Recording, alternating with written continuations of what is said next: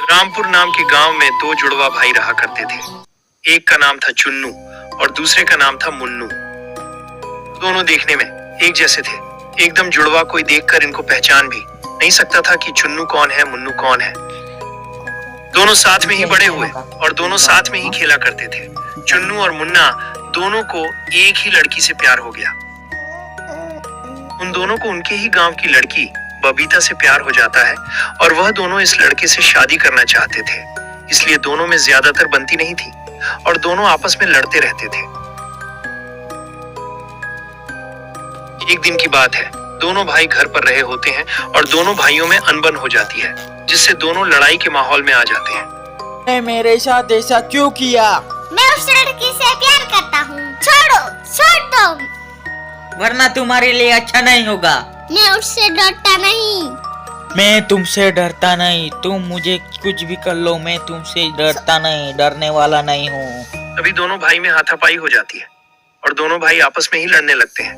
दोनों की लड़ाई के कारण घर पर भी उन दोनों से किसी की बनती नहीं थी। एक दिन की बात होती है, चुन्नू और मन्नू दोनों घर पर होते हैं। तभी उन दोनों की लड़ाई हो जाती है।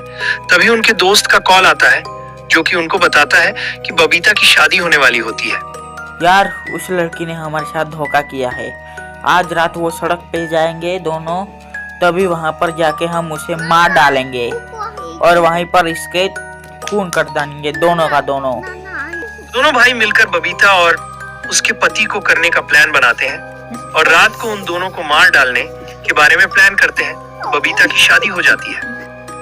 शादी के बाद दोनों अपने घर आ जाते हैं। तभी रात हो जाती है। चुन्नू और मन्नू दोनों उन दोनों को मारने के लिए घर से चाकू लेकर निकलते हैं। चुन्नू और मन्नू उन दोनों को वहीं पर मार देते हैं और उनकी लाश को सड़क पर ही फेंक देते हैं। तभी सारे गांव वाले वहां से गुजर रहे होते हैं। उनको उन दोनों पति पत्नी की लाश सड़क पर गिरी हुई मिलती है, जिनके सीने में चाकू घुसा हुआ होता है, जिन्हें देखकर सारे गांव वाले बात करते हैं। अरे, इन पति पत्नी को किसने मारा? इन दोनों की तो अभी नई नई शादी हुई थी। बेचारों को किसकी नजर लग गई? उन दोनों की मौत को 1 महीना बीत जाता है और एक दिन की बात है, जब वह दोनों भाई इस सड़क से गुजर रहे होते हैं, तभी उन्हें उसे लड़की की आत्मा मिलती है। तुम दोनों ने मुझे और मेरे पति को मारा है, इसीलिए मैं तुम्हें दोनों को नहीं छोड़ूंगी। तुम दोनों को भी मैं यहीं पे मार दूंगी, जहाँ पे तुमने मेरे पति और मुझे मारा था।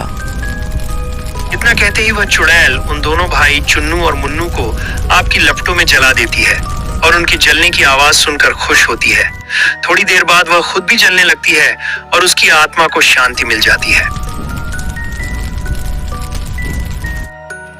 हमारे चैनल को लाइक, शेयर और सब्सक्राइब करें और हमारे चैनल के साथ जुड़े रहने के लिए हमें सपोर्ट करें।